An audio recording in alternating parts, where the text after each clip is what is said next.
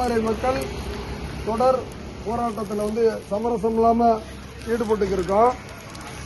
இந்த 10ஆம் நாள்ல இந்த போராட்டத்தில் என்ன நடந்திருக்கு அப்படின்ற விவரங்களையும் இந்த மக்களுக்கு தெரியப்படுத்த வேண்டிய அவசியம் இருக்கு. நேற்று 9ஆம் நாள் போராட்டத்தில் பாதிக்கப்பட்ட அந்த ஆகாசுடைய அப்பாவை கூட்டிட்டு போய் உடலை வாங்குறதுக்கான ஒரு கடிதத்தில் கையெழுத்து வாங்கியிருக்காங்க.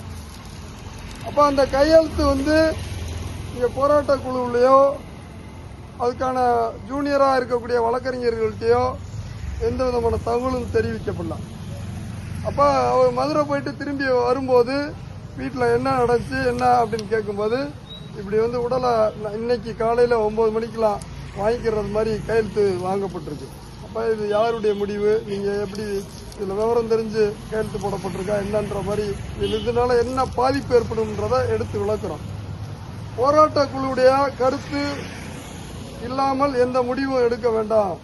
அது உங்களுக்கு சட்டப்பூர்வமான விவரங்கள் தெரியலைன்னா இங்கே நம்ம ஆலோசனை பண்ணி தான் பண்ணணும்.